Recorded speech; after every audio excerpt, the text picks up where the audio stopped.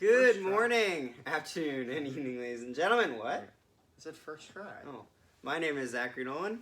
My name is Carter Nolan. Okay, so we're sorry, all right? We said we would do this like 3 months ago. Yeah. We're very sorry. It's probably been longer. You can have all the cookies you want. We are sorry. Yeah.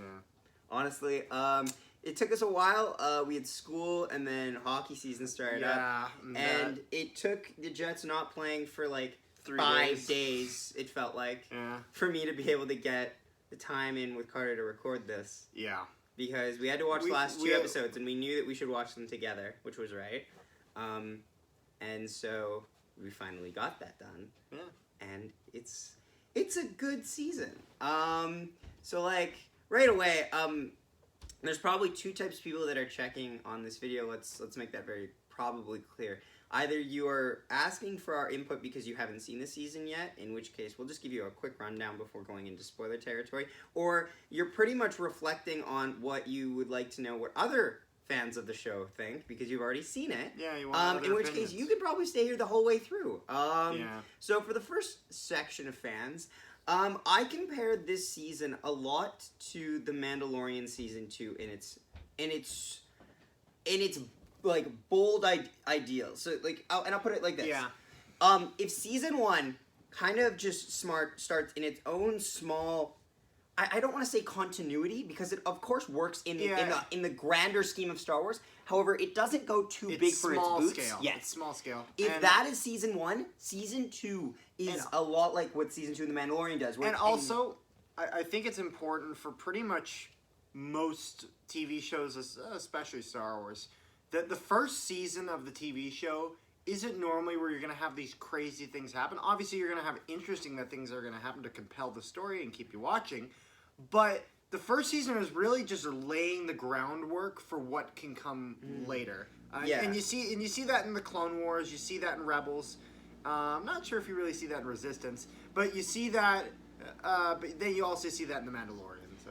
But like what I was gonna say, like it's the thing is that if the first season is very much a kind of just patient zero case here. Season 2, the virus has spread and it has mutated to its full form or to a point like it really takes a lot from the canon, the established canon, and what we as Star Wars fans would like to see in the established canon. And some of the legend stuff. Yeah, that's what I mean. Like, we'd like to see it established in canon. Oh, I see what you mean. Yes, so honestly, that's stuff that's legends that you would love to see as canon. And I would say it works a lot with nostalgia, but that isn't a bad thing. I think it's something that gives more weight to certain... I think that's good. I think it gives just more weight Don't to overuse situations. It, though. No, that's right. Now, I don't think they do, though. So I think that's good. And I think, too, it's when they really... The whole story arc that especially comes to an end at Twilight of the Apprentice is told throughout the entire season, but it's very spread out. So it doesn't make it feel like... And it's not like a slow... Like, they're delaying the end point here. It's that the end point here hasn't come up naturally, so therefore we're not going to rush it. Yep. And yeah, that's pretty much all I'd like to say on the spoiler-free review. If you are going to click off now because you were just here for the spoiler-free review, don't forget to hit the like button and maybe subscribe as well, because we'd really appreciate that. That's just really nice. Leave a comment. Yeah. Why not? Because we these respond to all of them. Yes, we know that our Star Wars content is not as highly held in as high regard as our hockey content, which is understandable given the name of our channel. Yeah. But we both love Star Wars, and it's just fun to talk about sometimes. Yep. Sometimes it can be a pain in the ass, but most of the times it's fun to talk about. Yep. As someone who's crazy about Star Wars, it can drive me crazy. Oh, I forgot this whole thing. I want to keep continuity. So this is like the closest you'll get to a spoiler-free warning. I'd probably unplug the charger in your phone if I'm being honest. Okay, now let's spoiler talk. So I made a bunch of notes because I had not watched this season all the way through. And also, I can't use my phone to look at notes during this review because it's filming. So yeah, so Rebels Season 2. So I love Beast Vader. Beast Vader's great because it's worth noting that this came out before Rogue One. So this was like the most like... I don't want to say intimate we were able to see Vader in fighting form, but it kind of was. And it also, it was kind of like the first time we'd really seen Vader after he turned into Vader. Yeah, I would say there's one element that gets hurt a little bit, but it does make up for it in one scene, but for the rest of the time, it's a little bit of a hit and miss there. There's not so first off, obviously this is still a kid's show, so you can't have Vader just massacring people left, right, and center. You gotta wait at least 4 seasons for that, says the Clone Wars. Yeah. But the thing is that because the cast of Rebels, at least is still somewhat small in its scheme of things, you can't afford to lose any of them. So Vader can't just kill anyone straight up. He can get really close, and he can and you can kind of come at it from the perspective of Vader is just trying to get entertained by this because he hasn't had a fight in so long. Yeah. But at the same time, it does cheapen it a little bit that you can kill him. That being said, he gets one scene in a TIE fighter, and my God, what an impact! Yeah. He wipes out the entire fleet pretty much, single-handedly. And I feel beautifully handled. And what's great about that is because this is at a point in the Rebel Alliance where they're almost nothing. No, they're not even anything yet. They're literally just a bunch of there are a bunch of little rebels all over the galaxy in their own little one squadron that aren't yet fully connected. So when you have 2 squadrons, let's say 2 squadrons of 4 fighters, if you lose 1.5 of them, you're in big trouble. Yeah. You're in serious trouble. Yeah. Especially when it's just one fighter. One singular fighter. So, that's one of the highlights, I think. Yes. What do you think of the new Inquisitors? So, I have mixed feelings about this. So, we get 3 new Inquisitors. So, obviously, the Grand Inquisitor dies at the end of the first season, which I understand why they had to do at the same time. It's like, oh, come on, I wanted to know more about you, which we do, which is good. But the new Inquisitors, let's cover them. So, overall, I actually quite like the design. Now, this is something you pointed out near the start of the season, and it bothered me too. There was one female Inquisitor who had a mask, who had her voice altered. Yeah. And then she takes the mask off, and she sounds the same. What the hell? When Trilla in Fallen Order takes her helmet off, she sounds different. Also, and this is one thing I hate about Fallen Order, and we'll get to that if we eventually do that. It's going to be really hard because I have arachnophobia and I really don't like about it. And Kashyyyk, fuck you. But anyway. First off, I just want to clarify, we love Fallen Order. We love Fallen Order. We hate the Kashyyyk spiders. Anyway, moving on, though. The thing that I hate about this, too, which is somewhat better in this than it is in Fallen Order, once Trilla loses the mask, or, her mask takes her mask off, she never puts it back on again! This is like what they did with the Winter Soldier. It's so bullshit. Put the mask back on! Just because one motherfucker knows who you are, doesn't mean the rest of the motherfuckers needs to know who you are. That, thankfully, gets rectified in this because she puts her mask back on. Well, her mask, she never really takes it off. And one of the guys doesn't even have a mask. He has a fucking hat. He gets a Frisbee. Yeah. It's funny, when I first saw him, he kind of looked like one of the guys on the Flying Dutchman in the Pirates of the Caribbean. That's not a good comparison. I agree, but it's not good that you had to compare him, though. I know. I guess that's the one Inquisitor where they could have been designed And the other better. Inquisitor looks like he's got an air ventilation shaft I wish on his they face. made them more competent. I wish they really had them kill some more people. So, can we talk about one thing? They weren't the worst in the world. There is one more thing I want to say about the Inquisitors. Okay. The stupid helicopter bullshit. I was about to say that. Can I just explain why that's bullshit? Very easily. I don't really think we have to, but okay. But it's just fine. It's worth repeating here. So, lightsabers are made of light, right? Yeah. We've established that, right? Yeah. So, how the fuck is light, no matter how fast it is moving, able to carry a motherfucker? Don't you need to get, some sort of friction with the air, you know what I mean? No, a helicopter blade works because it's like this. A sprinkler system doesn't work in carrying bitches up and ground. Well, it's because the lightsaber is arguably lighter than that. It's because helicopter blades are not flat; they're slightly slanted. That's why it works. This lightsaber blade is circular. Oh yay! You're never gonna find a helicopter with fucking circular blades. Doesn't work like that. But it's a rotating. No, Same way the lightsaber blades are rotating. No, but I'm saying is that it's like... So basically a helicopter has this rotating, but a lightsaber is like a cylinder. That's what I'm saying. There's nothing to catch. Okay. That's why it would never work. No. There's nothing to catch the end.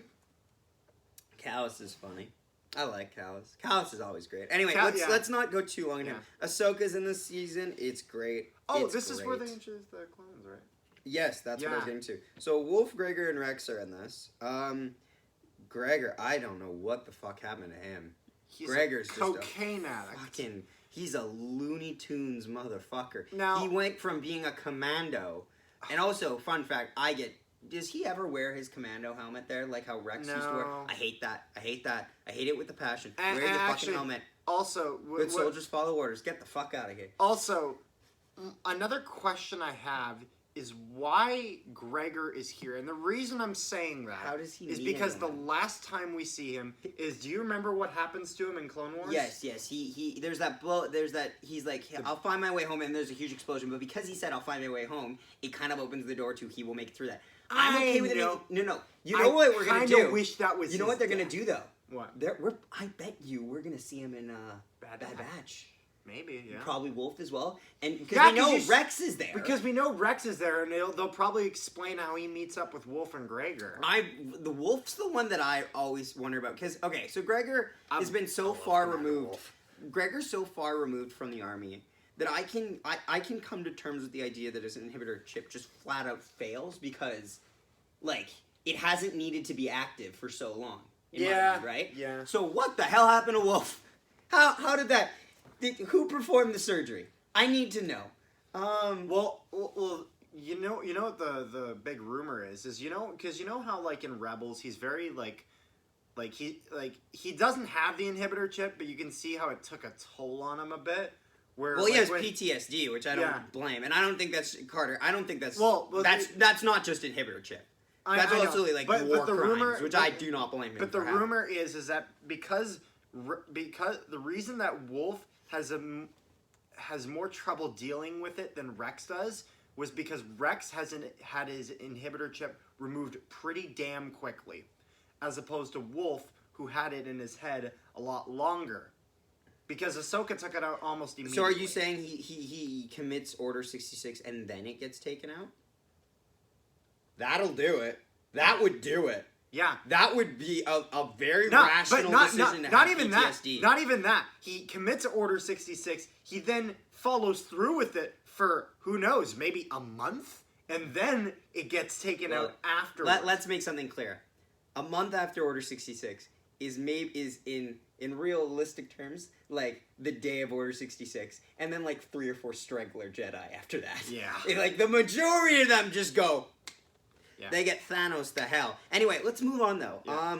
So their story arc is somewhat fun. I will say this. I love the scene with the AT-ATs. I know, but you know what is key though? The AT-ATs had to win that fight. Yeah. And yes, it's a shallowish victory because one of them I think does get taken down, because they shoot the neck of it, right? Nah, they both lost because Callus's does not get taken out, does it? Oh, it does later, right? The ship, yeah. So, but here's the thing: the AT-AT needs to win that fight against the ATT. It needs to win it because here's the logic here. We've already established how much, in hindsight, it's kind of dumb how something with a lower center of gravity gets upgraded to a higher center of gravity with long stilt-like legs. So you need to just make it to win flat out. The fact that its armor's good makes up for it a little bit, but you need it to win flat out. Let's move on now. Yeah. Hondo. Just Hondo. He's fun. Hondo's great. And there's also that other guy that we met, that arms dealer. I forget his name. Oh. Vizago? Vizago. Yeah. Vizago, hey, I do remember his name. Yeah. He's the dude with the devil horns, right? Yes. He's the arms dealer. I like what's the red dude? What's his name again? Oh god, no, I wouldn't remember him. Yeah, it was a while ago from Resistance, and that guy was fine too. It's nice seeing minor guys. The red guy from Resistance? No, the red guy from Rebels. Oh, the other one. Like the really ugly one. Oh, that's that's the guy who sounds like is played by Poe's dad from Kung Fu Panda. I guarantee it is. No, he definitely is. He might be, yeah. He's like it starts with A as like Asmorgus or something like that. Something No, like that's the name of the frickin' I don't know. Assassin's Creed Odyssey villain. Anyways. Anyway, so also, yeah, Hondo is great. Hondo's great in anything. Hondo's just amazing. Hearing the voice of Winnie the Pooh just pretty much not give a crap about any human being on Earth is kind of amazing. Yeah. It's something I didn't know I wanted to see in my life. His interactions with Ezra are just perfect. Yeah, and it's just the perfect voice for him. Like, Jim Cummings is just the perfect voice for that. Yeah, They got the voice of Winnie the Pooh. He really to nailed just it. to be a space pirate. What is to hate? And it's great. Clancy Brown plays the freedom fighter Azadi. Clancy Brown is a well-known name, to say the least, playing Savage Opress in the Clone Wars, as well as so many other roles, but most famously being Lex Luthor in the DCAU, and he's the best as Lex Luthor in the DCAU. I'll fucking fight anyone on that. That's just a fun thing to see. Leia shows up a couple times. That's nice. I think that helps. That helps her quite a bit. And she kind of is like kind of snarky to some of those smaller lieutenants. Well, let's be fair though. Yeah. Do y'all blame her? This is a Skywalker we're talking about. Yeah. All snark. This is a snark walker is what we're Also, I kind of felt bad for that lieutenant because I'm like, everything is possibly going wrong for this you're guy. getting sabotaged from the inside and you think it's your fault, dude. It's not your fault, Gary. Relax. So here's the one that caught me off guard. Caught me so off guard. And I remember watching this and I was like, what the fuck happened? Fen Rao is no fucking joke. He just guns down the fuck out of Hera. And remember when he's in the ship? Oh, yeah. And also, I love that helmet. That helmet's great. His suit is great. Also, when Hera came out of hyperspace and her ship was just fucking destroyed, it was like, holy shit. Yeah, that was a J.J. Abrams thing. She would have made about 5 different jumps there. Don't get me fucking started on that. It's funny. It's like, what is J.J. Abrams to a Star Wars fan? The lesser of two evils, but not one that we necessarily still like. Yeah. Literally. Like, it's not canon destroying material in most of it. It's just minor things that are like, wait a minute, that doesn't work. Yeah. Yeah, so, and Fen Rao is good. He's good, and I think he shows up later as well. Yes. I remember seeing him in the trailer. You're gonna see him a lot. Space whales. Sure. Why the fuck not? Space whales. Yeah. And these will actually be very important. I trust you on that. Yeah. Numa. Extremely Numa. important. Fucking A+. Yes. Fucking A+. I saw Numa, I was like, yeah. Yes. Because, I'll tell you this, no matter what your what's level... What's dad's name again? Cham Syndulla, played by Robin Atkin Downs, who is in every goddamn thing. He played the Riddler in Batman Telltale. He's in everything. He's in goddamn everything. Mm-hmm. He's just a voice for that. He also did the voice of Doomsday in Batman v Superman. He did like the... I don't know. But it's one of those things where seeing Numa is great because even people who don't remember a lot of the Clone Wars in their entirety, the episode on Waxter and Boyle. Yes, with Waxter and Boyle is a standout. It's just a standout episode. Yeah. I remember those scenes more than I remember pretty much the rest of season 1, other than maybe Rookie's episode. It's just those things because it was such a break from the normal established narrative of an episode, how an episode could go. Yeah. That it was just very standout. Yeah, because it wasn't really that much fighting. Yeah. It kind of went into more of the emotional aspect. What did you think of, so Hera Syndulla is obviously the daughter of Cham Syndulla. Yeah. And then there's Numa is there as well. I like all that. And then that's all good. Cham just fucking betrayed. Yeah, you know what, it's Star Wars though, that happens. Yeah. And also too, it's another reinvention of the ever so classic father son or daughter dynamic. Or father, like the parent-child. Yeah, the parental dynamic, which is something that is very key in Star Wars and things that should not be forgotten. Motherfucking Rian Johnston, his parents are nothing. We don't care. And then there's that great episode with Zeb and Callus. Now, you remember me getting really scared about this because they were on an ice planet in a cave, and the last time I watched this, in a cave, I had to watch some goddamn way too big for some bullshit. had to reassure you. I'm like, no, Zach, there's no I literally went like this. I was like, I was like, tell me they're not showing up. The spiders from It's the good. Mandalorian. Yeah, Oh, no, those things but are that's a great ugly. episode, Ugh. and it kind of plants the seeds for further stuff. We got to keep going really quickly. Yeah. Yoda's in this, great. Yeah. The Grand Inquisitor, we found out, was a temple guard. Yeah. Excellent. Yeah. Fucking A+. Yeah. Fucking A+. That is great, because you use him in a sentence, in a context that works, because he was a character we wanted to learn more about, and we get a satisfying answer with that. And also, I don't think it really... It would have felt wrong to just see him in Jedi robes because of him having the whole gray appearance. So having him under a mask makes a bit more sense. Yes, as well. for sure. So. Also, Jason Isaacs, great. Yeah. There's a new droid buddy in that episode with Chop, and then the new droid buddy just eats it near the end. Remember? I remember because they betray that bigger lieutenant, and then they have to put him back together. Oh, afterwards. yeah. And I got wrapped up in that. That was good. Yeah. But anyway, so let's go into Twilight Apprentice because we need to. So first off, Maul's parallels in how he approaches Ezra is similar to Ben Kenobi in being an old man stuff. I love that. That is so poetic. I love it. Because you look at it and you're like, both people are searching for something. One of them is searching to protect one person, and the other one is searching for a weapon to destroy somebody. It's such a perfect... Because both of them, in hindsight, have two weapons that can possibly destroy the Empire. Yeah. It's very thing too, and they don't show their hand. They don't show their hand right away. They just say, "I have the Force." That's it. That's all you need to know. Yeah. And go from there. Maul's presentation as somebody who I love this too because Maul doesn't really get his maybe he's playing possum a bit too, but he doesn't really show true excitement until he sees a fight break out right in front of him, and he's like, "Oh yes, Yeah. oh yes, time for rookie mode. Let's Yep. go." Now, here's the thing. We built up 3 Inquisitors. We built up 2, and one shows up at the end for Twilight Apprentice because the 7th brother doesn't show up till the end there, and they all eat it.